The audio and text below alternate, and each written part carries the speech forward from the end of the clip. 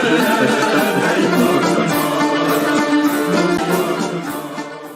Assalamu alaykum vatandaşlar. Mustaqillik yolda izlanish programmamizning 78 soniga hoş geldinglar.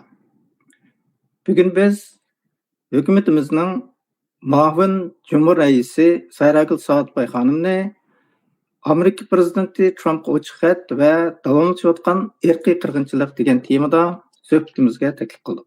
Suhbatimizga hoş geldiniz Sayragul xonim. Rahmet, hoş gördük. Rahmat. Bizniki bu qitimliq temamiz Amerika prezidentiga ochiq xat va davomlashayotgan irqiy qirg'inchilik bo'lgani uchun oldi bilan ochiq xat to'g'risida men Cumhur Reisimiz Mehmet Emin Ali efendimning X'ga yo'llagan va to'rda so'zlagan tuvandagi so'zidan boshlasam ortiq ketmaydi deb o'ylayman. Assalomu alaykum dunyoning har qaysi joylaridagi Sharqiy Turkistonlik qarindoshlar. Biz yelibam davomlashayotgan bir irqiy qirg'inchilikning qurbonlari. Biz ishg'ol qilingan bir vatanning fuqarolari. Biz vayron qilinayotgan bir kulturning sohiblari. Biz qul emgigiga silinayotgan bir xalqning bir parchasi. Biz dunyo tarafidan unutilayotgan bir tragediyaning tirik isbotlari. Xitoy bizga qilayotgan bu qirg'inchiliklari, jinoyatlari, xo'rliqlari va vayronchiliklari uchun cho'qim jazoga tortilishi kerak. Bugun bo'lmasa ata, ati bo'lmasa o'gin. O'gin bo'lmasa kelgusida hamon bir kuni biz buning uchun avlodma-avlod tirishimiz. Shu vajidan Sharqiy Turkiston surgun hukumati 2025-yildagi besyo'lingan davlatlar haftaligi kelish oldida muajiratdagi Sharqiy Turkiston Uyg'ur tashkilotlarining mustamlika qilingan Sharqiy Turkistonda Xitoy doiralarining Uyg'ur, Qozoq, Qirg'iz va boshqa turkiy xalqlarga yurgizayotgan irqiy qirg'inchiligini to'xtatish uchun Trump hukumatiga jiddiy bir iltimos sunmoqda.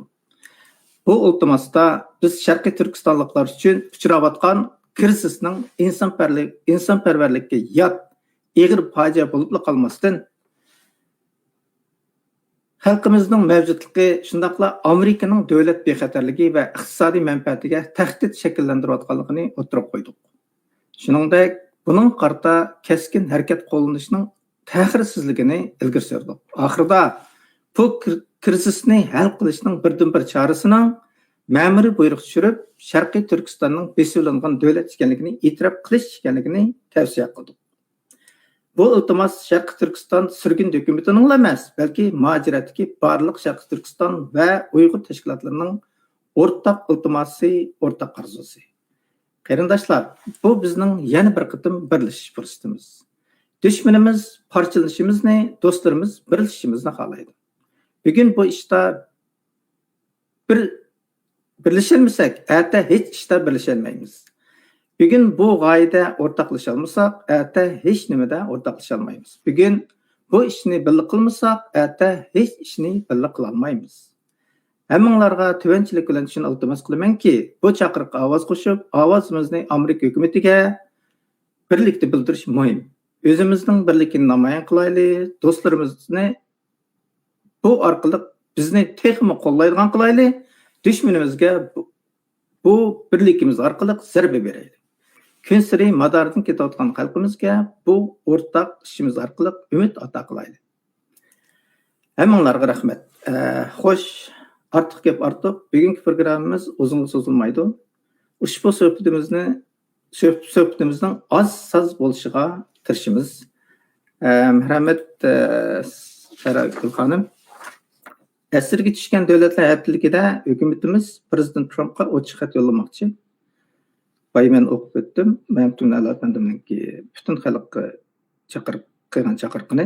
Endi muajiratga barliq imkoni bor tashkilotlarning imzosi bilan mustaqillik irodamizni namoyon qilaylik dedik. Sizcha bu ishning ahamiyati qanday bo'ladi? Assalomu alaykum. Ekran oldidagi barliq bizni ko'rib o'tgan, bizni izchil qo'llab kelayotgan barliq xonimlar, apandilar, hammanglarning shu vaqtlaring xayrli bo'lsin. Ondan doktor Juratulla apandim, sizga ko'p rahmat shu muhim fursatni menga berganingiz uchun. Hamda muhim masalaga kelsak, bu iltimas to'g'risida qisqacha tushuncha berib o'tay, ham ahmiyat to'g'riliq. 1959 yılı Amerika'nın şu vaqtdagi prezidenti Eisenhower efendim bunda mühim meseleni, mühim kararını o'tirib qo'ygan. Bu karar bo'lsa o'z erkinligidan mahrum qilib, besib olingan davlatlar, asirga tushgan davlatlarni bir karar, qonunlashtirish masalasi. Şu nurg'unlagan besib olingan davlatlarning qatorida Sharqiy Turkiston bor bo'lib, Sharqiy Turkiston besib olingan davlatlar deb e'tirof qilingan ham qonunlashtirilgan. Shundan yağı hozirgacha bu muhim qarar besib olingan davlatlar haftaligi degan nom bilan hozircha xotirlanib kelmoqda. Bu yil mushu oyning 13dan 19-chi kungacha bo'lgan oralikda mushu besib olingan davlatlar haftaligi xotira kuni yana bir qadam tarix sahnasida qaytalanmoqchi. Endi bu fursatdan foydalanib bir mushu Sharqiy Turkiston xalqining nomidan mushunday bir muhim iltimos tayyorlandi. Prezident Trumpning nomiga. Endi buning ahamiyati bo'lsa, şu vaqtda masalan shu 1959 yılı Sharqiy Turkiston besib olingan davlat deb e'tirof qilingan. Bu qatimqi bu iltimos orqali Amerika hukumatini Sharqiy Turkistonning besib olingan zimin ekanligini qaytadan e'tirof qilishga da'vat qilish.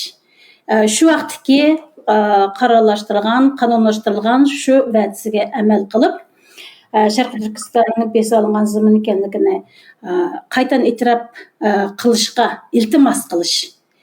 Endi bunda o'zinglar ko'rgandek bu iltimos sosyal medyada jarayonlanib sosyal medialarda tarqatilyapti. Buning mazmunida o'zinglar ko'rgandek nurg'unlagan talablar ochiq yozilgan. Masalan deydigan bo'lsak, Sharqiy Turkistonda ham davom qilayotgan irqiy qirg'inchilikqa qarshi jazo yurgizish. Hem Amerika hukumati yo'lga qo'ygan chiqqan bu majburiy emgak to'g'risidagi qonunni kuchaytirish. To'g'riliq muhim nurg'unlagan muhim iltimoslar bu iltimosimizning ichiga kirgizilgan. Endi bu iltimosning biz usunga bu iltimosning muhimligiga hem bunun ahamiyatiga kelgan bo'lsak, agar Sharqiy Turkistonning besib olingan zimin ekanligi e'tirof qilingan bo'lsa, bu butun barliq Sharqiy Turkiston xalqining mustaqillik kurashini amalga oshiradigan bir muhim bir tarixiy qadam, muhim bir tarixiy bosqichning boshlanishi deb qarashga bo'ladi. Bundan keyin bu besib olingan zimin ekanligi e'tirof qilingandan keyin mushu jarayonda kurash qilish orqali bu yo'l ochilgandan keyin xalqaroning mushu asosda xalqaroning qo'llashiga erishgan bo'ladi. Bu bir muhim qaror deb qarashga bo'ladi.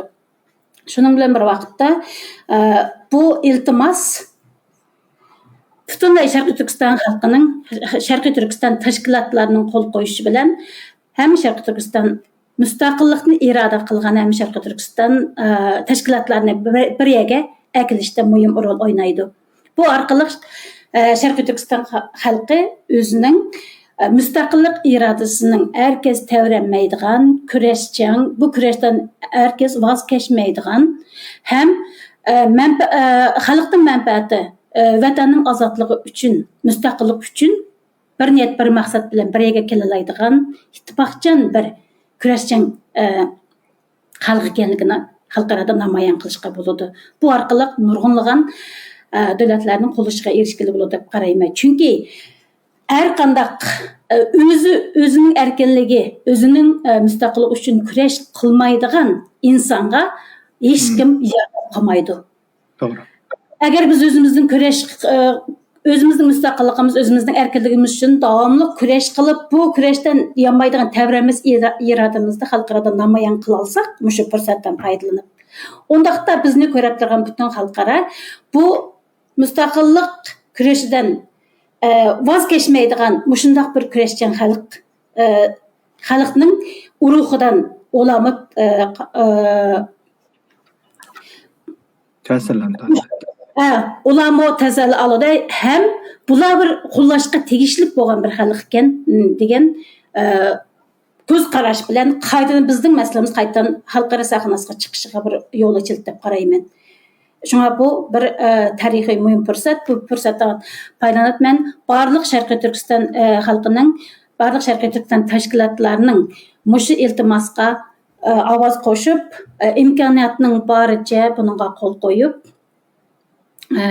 o'zining mushu iltimosdagi talablarimizning birinchi bosqichlarimizning muhim qarorlarning elinishiga o'zining bir kishilik ulashini qo'shishni tuvanchilik bilan umid qilaman, ham chaqiriq qilaman. Hammalarga rahmat. Rahmat. Amaliyotda bu asirga tushgan davlatlar degan bu gap 59-yil chiqdi siz deganingizdek. Bunun uzun bo'ldi, ammo bu Amerikada tasdiqlangan va qonundan o'tgan. Qonun shaklida o'tirib qo'yilgan. Ham Turkiston deb asir tushgan davlatlar qatorida qabul qilgan. Demak, bu bizning huquqimiz. Ham Amerika buni e'tirof qilgan. Biz dal mush nuqtadan kirib turib, buningda biz o'zimizniki siz degandek mustaqilligimizni talab qilsak, bularning bizningki davlatimizning ismini Sharqiy Turkiston deb atashini talab qilsak, chunki o'zi degan, o'zi e'tirof qilgan. Faqat shuni asliga qaytarsa bo'ldi. Masalan, Tibetga qilayotgan barliq o'ziningki siyosatlarga o'xshash, bizgami shunday bir siyosatni yo'lga ichib bersa, o'xshash bo'ldi, barobar bo'ldi chog'da. Adil bo'ldi bu ishlar.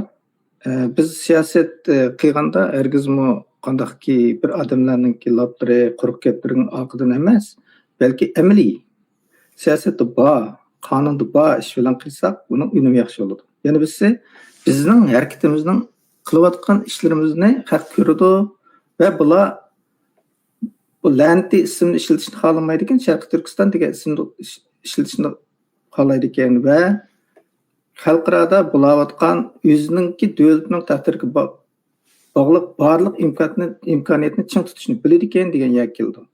Buningdan burungi programmalarimizda Salih Xudoyor afandim tafsili qilib so'zlab, buningki mustaqbal siyosatning borligini, 59-yil o'tirg'i chiqqanligini, buni biz har yili hargiz bo'sh qo'yib o'tmay, bu fursatni ching tutishimiz kerak deb kelgan.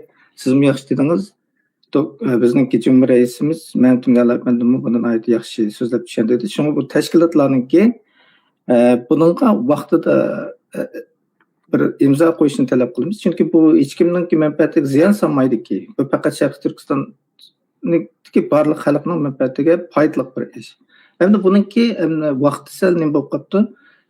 Nimaninki 7-oyning 3-haftasi degan. Shunda olganda 7-oyning 21dan 26-gacha davomlashar ekan bu faoliyat, haftalik faoliyat.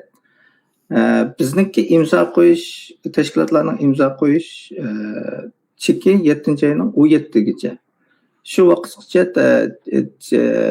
imzo qo'yilib bo'lsa, buni maxsus olib beradigan Prezident Trumpning qo'liga yetkazadigan adam bor. Shunga bu nihoyat ahamiyatli ish. Hammalarningki kichikgina vaqtini chiqarib bunga bir ovoz qo'yishni umid qilamiz. Hamda Sayragul xonim, irqiy qirg'inchilik dedik. Irqiy qirg'inchilik har xil shaklda unutildiryotadi, suyuqlandirilyotadi va sharmandalarcha yo'q chiqarilyotadi. Albatta, Xitoyning izchil yeli nayring bo'lsa, muajiratchilarning mas qadamda o'ynab berishlarimiz bor. Eng oddiy misoli to'p-to'pimiz bilan vatanga qaytishlarimiz bor. Siz bir lager shohid bo'lish sifatingiz bilan bu ishlarga qanday qaraysiz? Marhamat. Men o'zim ko'rgan, o'zim guvoh bo'lgan, o'sha ishchilik eg'ir pajalar bilan selishtirgan vaqtda bu bir ishchilik haqida deb qarashga bo'ladi. Bu millatga kelgan bir asrat. Bu yerdagi eng ishchiligi nima deganda, Xitoy butunlay yo'qotishni nishon qilgan aşı irqiy qirg'inchilikqa uchratgan aşı xalqning qo'li bilan o'zining bu jinoyatini yoshirmoqchi, o'zining bu jinoyatini yapmoqchi bo'layotganligi. Bu nihoyatda bir ichkilik aql deb qarashga bo'ladi. Ondan bu irqiy qirg'inchilikda Xitoy butunlay maqsadiga yetdi deb qarashga bo'ladi.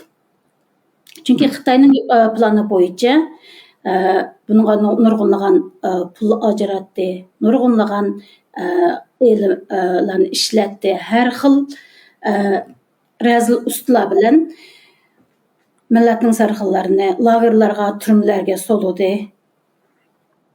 Millat ailelerni vayron qildi, balalarning lagerlarga soludi. Endi hozir berib kelayotganlar bo'lsin mayli, O'rta Osiyodagi butunlay ichib etilgan mushu vizasiz mushu bir vaziyatga qaraydigan bo'lsak, hozir Xitoyning ishlayotgan butun yolg'on tashviqotlar yamrab ketdi desak bo'ladi.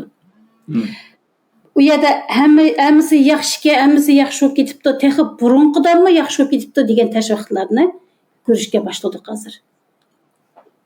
Men yana oldingi suhbatimda degan Xitoyda hech narsa yaxshi bo'lmaydi, ham bo'lamaydi, ham burunqidek bo'lmaydi.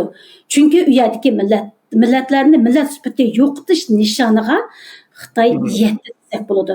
Chunki bir millatning millat bo'lib millat sifatida mavjud bo'lib turishining 3 xil asosi bor. Bu birinchisi o'sha millatning tili. Ikkinchisi o'sha millatning o'ziga xos bo'lgan an'anaviy madaniyati. Uchinchisi diniy e'tiqod. O millatning o'zining dini desak bo'ladi.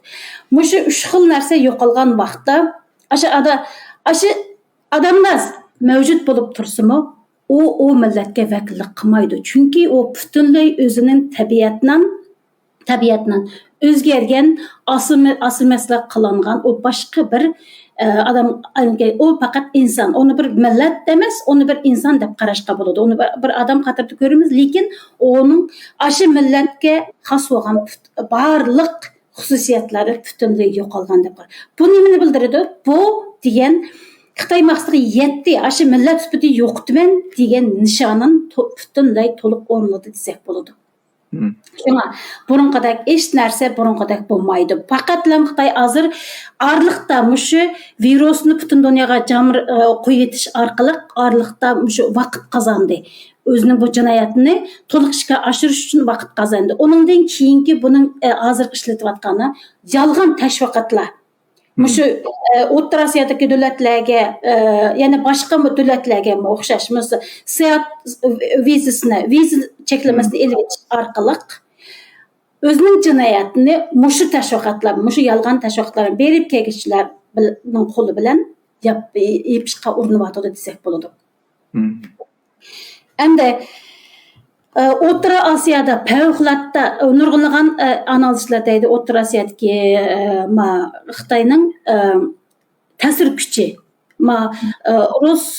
Rossiya Ukrainaga nima tajovuzga kirgandan keyin, urush boshlangandan keyin Rusning kuchi alsirab, ojizlab, O'rta Osiyodagi Xitoyning kuchi favqulodda kuchaydi. Amaliyotda O'rta Osiyo davlatlaridagi Xitoyning ta'sir kuchi burunmi kuchli edi. U faqat namoyon qilinmaydigan shaklda. Hozir deganda bu o'zining Sharqiy Turkistondagi irqiy qirg'inchilik nishon o'zining o'ylagandek, planlagandek muvaffaqiyatli o'rinlagandan keyin endi bu ikkinchi bosqich planida O'rta Osiyodagi qo'shni davlatlarni o'ziga qo'shni davlatlarga hukmronlik qilish ham ularga g'o'ji bo'lishdek ikkinchi planni boshladi desak bo'ladi. Buni hozir nurg'unlagan taraflardan ko'rishga bo'ladi. Mayli sayohat bo'lsin, mayli tashviqot, mayli biznes, mayli butunlay tovarlarni Xitoydan chiqqan hamma tovarlarni butun dunyoga taqitish, ularning butun dunyoga eksport qilishiga yo'l berish orqali bu o'zining razil planini kulib turib ishga oshirishga boshladi desak bo'ladi. Biz endi bu yerda qanday qilsak bo'ladi? Biz yolg'on tashviqotlarni ko'rib o'tirish emas, biz buningga vaqtida radiya berishimiz, buningga vaqtida qarshi turishimiz, bu Xitoyning butunlay yolg'on tashviqotini aldanmasligimiz. Agar buning oldini olmaydigan bo'lsa, boshqa mushunga munosabatli bo'lgan davlatlarning ati Sharqiy Turkistonning mushu ahvatni boshqa davlatlardan qaytlanishining mümkünçiliğin belki güçlü ekanligini ta'kidlasak bo'ladi. Tarixiy sahnalarda, xalqaro sahnalarda Xitoy bir dunyoning tinchligini qo'g'daydigan bir davlat sifatida ko'rinadi. Amaliyat onun aksicha, o dunyoning tinchligini qo'g'daydigan emas, garchi dunyoning tinchligini buzadigan, butun dunyoga o'zi g'o'ja bo'lib, butun dunyoning tartibini qalaymaqon qiladigan aşındaq bir rezil kompartiya o. O şu maqsadga yetish uchun hozir hamma yerda o'zining ta'sir kuchini ko'rsatishga boshladi. Bu degan bir qo'rqinchli oqibat. Shunga bu fojia faqat Sharqiy Turkiston bilan cheklanib qolmaydi. Men burungi gapimda yana qaytalayman. Bu dunyodagi har bir inson uchun tahdid elib keladigan ish. Shunga biz bugun uyg'onishimiz kerak. Bugun buningga qarshi turishimiz kerak. Biz bunun Sharqiy Turkiston masalasının başqa davlatlarda qaytlanmas, dunyo sahnasida qaytlanmasligi uchun harakat qilishimiz kerak. Bu bek muhim. Bu bizning kelajak bolalarimiz, avlodlarimiz uchun bek muhim. Rahmat. Rahmat. Siz degandek bu Xitoyning bu hokimiyati butun dunyo uchun bir xavf, bir böhran amaliyotda. Bular barliq yil nayranglarni ishlatib, boshqalarga tinchliklar ko'rinib turish orqali amaliyotda bizni to'liq yo'q qilyotidi, dunyoga tahdid qilib kelyotidi. Biz buni bildirishimiz kerak, xuddi siz degandek. Amaliyotda bu Xitoylar o'zining nayranglarini vaziyat qarab o'zgartib beryotidi. Hozir ham hammadan bek o'tirib chiqayotgani organ ko'chirish, insonlar a'zolarini ko'chirish operatsiyasiningki burunqidan 3 yildan ko'p chiqlab menayotganini o'tirib chiqayotidi. Bizga berilgan dokladda biz buni Sharqiy Turkiston surgun dokumentida o'tirib qo'ydik. Yilga Sharqiy Turkiston xalqidan organ so'kish, organ ko'chirish operatsiyasi, ya'ni bizdan organ so'kish, ya'ni bizni o'ltirib, terik holda organ so'kish olib kelayotgan odam soni 25 mingdan 50 minggacha yilga. Hozir hamda buning ko'lami 3 yil oshirildi degan bir narsa o'tirdi. Hamda insonning aqliga yetmaydi bu tirik insonning organini so'kish degan narsa. Ammo Xitoylar buni Xitoy FIFA degandek holatda butun top bilan xalqaro bir bozor ichiyotdi. Mushundaq bir jinoyatlar bilan shug'ullanayotgan bir hokimiyatning abdi basharini ichib tashlash bizning vazifamiz bo'lishi kerak. Bu qitimliq mushkilatimizda amaliyotda Xitoyning mavjudligi, Xitoyning hokimiyati bizga emas, Sharqiy Turkistonning mavjudligiga emas, balki butun dunyoga, bo'lib Amerikaga qanchalik darajada tahdid qilib kelayotganligini tafsili yozib tushundirdik bunda. Chunki Xitoylar bu yerda kuchlansa, bu cho'qim Amerikani besib tushish kerak, dunyoga xo'ja bo'lish kerak. Bu holda Amerika Xitoyning agar mushu kuchlanishiga yo'l qo'ysa, bu chog'da hozirgi barliq ishlarga yo'l qo'ygan bo'ladi, bizningki mustaqilligimizga yo'l qo'ymagan bo'ladi. Biz ma nuqtadan tushundirdik bu ishni. Bu haqiqat. Biz o'zimiz bu mustaqilligimizni asli keltirishimiz uchun yezib olgan narsa emas. Bu amaliyot, bu haq. Xitoylar haqiqatan Amerikani besib tushish orqali dunyoni kontrol qildi. Amerikami xavf ostida hozir. Shunga biz bu ishni Trumpga mushxatni yozdik degan vaqtda biz bu ahvolni tushundirdik. Bizning ahvolimiz shunda haddidan ziyada hamda so'zlab tushuntirish oldidan o'tib ketgan, ammo boshqalarning ahvoli uncha yaxshi emas. Faqat ko'rinmaysizlar. Sizlar tushunolmaysizlar. Xitoyningki gapiga ishonib qolyapsizlar. Buni to'xtatinglar. Kim deganda bizning mustaqillik bo'lish yo'limizni ichib beringlar, o'zinglar deganni qilinglar degan narsani dedik. 59-yili bular o'tirib tashlagan bu asirchilik davlatlar deganning nurg'unlari hozir. Sharqiy Yevropadagi nurg'un davlatlar, O'rta Osiyodagi nurg'un davlatlar o'z oldiga mustaqil davlat bo'lib qoldi. Biz qoldik. Lekin buni o'zi degan qonunga aylangan. Shunga shuni ta'kidladik. Bizning irqiy qirg'inchiligimiz desak, bu hargiz to'xtab qolmadi. Faqat Xitoylar shaklini o'zgartirib, tashviqotni kuchaytirdi. Bizning odamlarimiz uningga moslashib, o'ynab berdik. Amaliyotda o'zimizni o'zimiz bo'g'yapmiz degan gap. Bir qatimliq vatanga berib kelish bilan siz balkim ota-onalaringizni ko'rasiz, xush bo'lasiz, ammo millatning taqdiri uchun, vatanning kelgusi uchun bir xoin bo'lasiz. İnsanlıqqa yaramaysiz. Bunga diqqat qiling.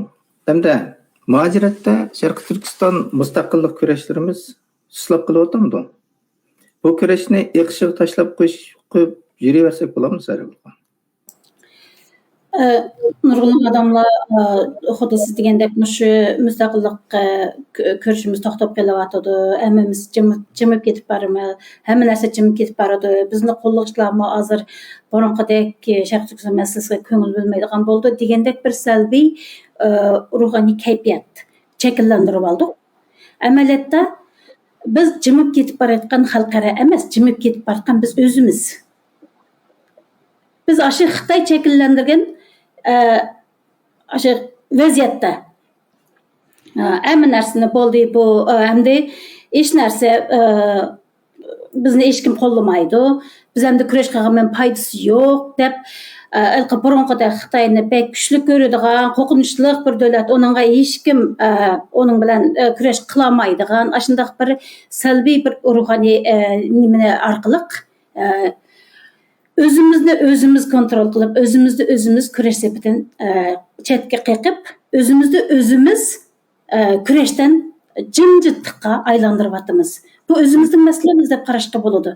Abayman deb o'tgandek, özümüz kurash qilmasak, özümüz jimib ketsak, bizga hech kim kurash qilib, bizning yo'limizda hech kim ichib bermaydi. Bu bir insonmi shundaq? O'zi kurash qilmagan, o'zining erkinligi uchun kurash qilmagan, hech qanday harakat qilmagan insonga hech kim yordam qilmaydi. Biz oldi bilan biz o'zimizning mushu jimib ketib borayotganligimizni e'tirof qilishimiz kerak. E'tirof qilganki qanday qilamiz deganda biz qaytadan bosh ko'tarishimiz kerak. Mayli, burunqidek Sharqiy Turkistonlik barliq qarindoshlar qo'lidan nim keladi. Shu o'zimiz qo'limizdan keladigan fursatimiz, qo'limizdan keladigan shu doiramiz bilan kurashni qaytadan tarix sahnasiga chiqishimiz kerak. Bu bizning qo'limizdan keladi. Hozir haqiqatan Sharqiy Turkiston xalqi birlikda ittifoq bilan birlikka kelib, hozir qatar kurash qilib, bu kurash sepidan tushib qolmadi. Faqatla bir odamning jimib ketganligi jinatga nurg'unlagan odamga salbiy ta'sir ko'rsatyapti. Bo'ldi, bu aziyib ketdi. Hech kim bizni qo'llamaydi. Buningdan hech qanday bir nima chiqmaydi, natija chiqmaydi. Bo'ldi, men o'zimning yo'lim bilan mangay degandek tan berish. Aslida biz Xitoy onchilik bir kuchli davlat emas. Bu yerda nima? Biz oz bo'lsaqmi, mushu tavranmas irodamizdan voz kechmasligimiz kerak. Biz ko'rishimizdan voz kechmasligimiz kerak. Biz mushu hozirgi vaziyatdagi fursatlarni foydalanishimiz kerak.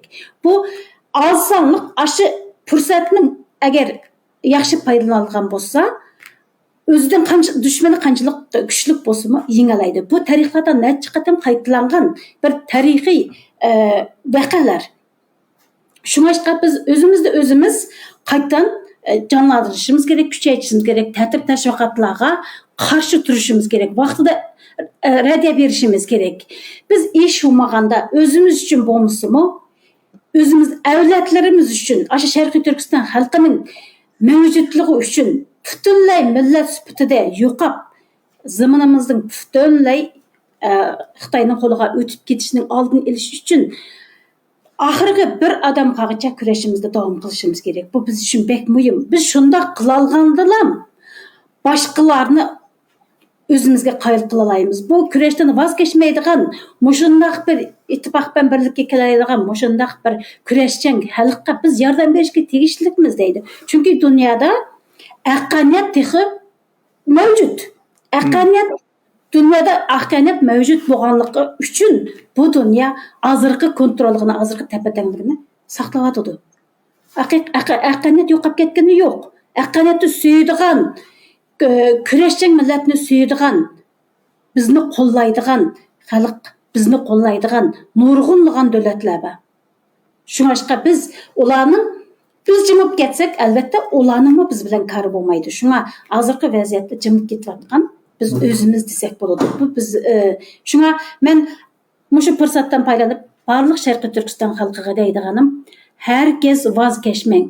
Çoqum qılğan kurashingizning, qılğan muşu bedellaringizning çoqum bir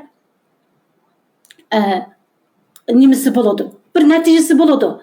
Bu tarixda isbotlangan. Şunga hammanglarni kurashibga qaytadan kelishinglarni burunqidanmi texmojiq taraflardan yaxshi ishlarni qilib birlashib mustaqillik kurashimizni qo'lga keltirish uchun g'alaba qozonishimiz uchun qo'limizdan kelgan kurashimizni qilishni hammanglarni tivanchilik bilan chaqiriq qilaman. Chunki millat uchun, millatning manfaati uchun kurash qilish bu bek ulug' ish. Biz bu hayotni tugaydi, bizmi ketimiz. Lekin hozir bizning qilayotganimizning hammasi bir tarix. Biz hozirgi qilayotganimiz o'zimiz uchun bo'lmasimi? Mushu bolalarimiz, mushu avlodlarimiz uchun, kelajagimiz uchun, dunyoning tinchligi uchun qilyapmiz deb o'zimizda faxrlangan holda kurash sepimizda qaytadan jonlantirishga hammalarini chaqiraman. Rahmat. Rahmat. Pek yaxshi dedingiz. Mana biz mushundaq bir kurash qilish fursati berdik. Marhamat, qo'l qo'yinglar. Bizningki yo'llagan Trumpga yo'llamoqchi bo'lgan xatga qancha ko'p qo'l qo'ysanglar, buning natijasi shuncha yaxshi bo'ladi. Kam deganda bu millat o'zini taniydi ekan, bu Sharqi Turkiston xalqi o'zining taqdiriga ko'ngil bo'ldi ekan degan narsani haqqa yetkazamiz. Bugun biz programmadan oz qilamiz, soz qilamiz degan programmamiz mushada oxirlashadi. Hammanglarning mush vaqt xayrli bo'lsin. Sayragul xonim, sizning ajratgan vaqtingiz uchun ko'pdan ko'p rahmat. Hammanglarga Alloh omonat. Xayr xo'sh. Sizga rahmat, hammanglarga rahmat. Allohga omonat. Omon bo'linglar.